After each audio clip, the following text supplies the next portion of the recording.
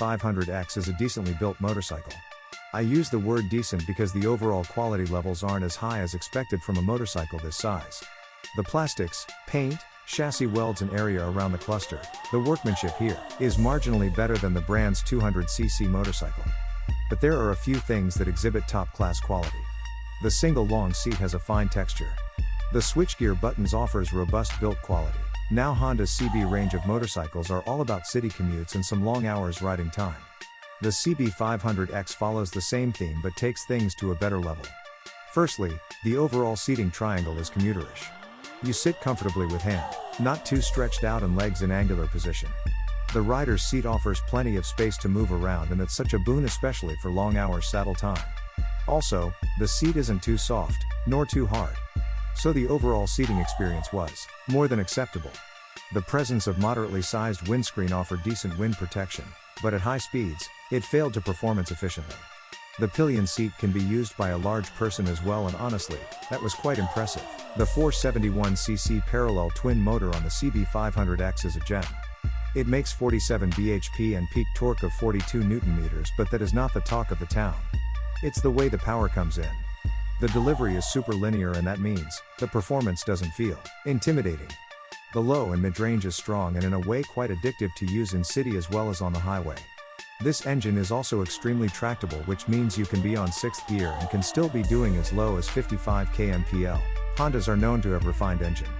The one on the CB500X is no different.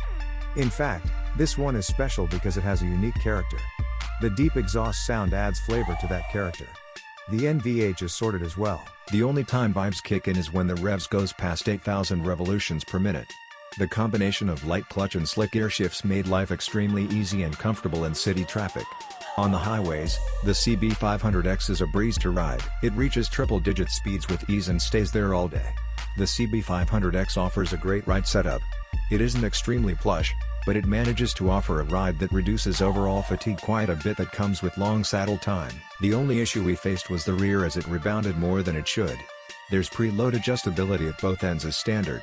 While with some adjustability at the front did enhance the overall ride, especially on the corners, the rebound back didn't really change much. The CB500X likes to be in the corners.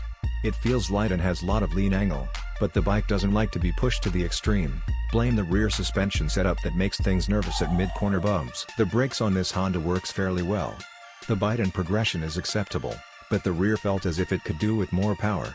Also, dual-channel ABS is standard, and sadly, the rear ABS can't be deactivated, which makes things little unexciting in off-road. Having said that, the CB500X with its extremely good balance and ground clearance along with decent front suspension travel makes off-road and enduro riding approachable. The front wheel is 19-inch, yes, but the bike still does some moderate off-roading pretty well.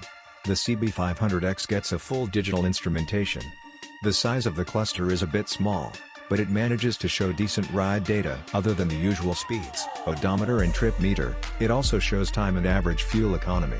The bike also gets full LED lights, and interestingly, it also gets the emergency stop signal. This tech basically activates the hazard lamps post-panic or emergency braking. There's also the ignition safety feature that is quite useful in a country like India. Dual-channel ABS is standard on the CB500X.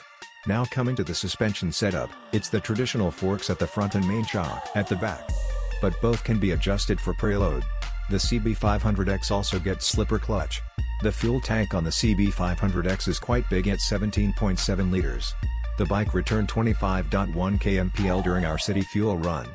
So that's around 400 kms in a single tank up, which is quite decent for a bike this size. I think the riding range looks fairly good due to the size of the fuel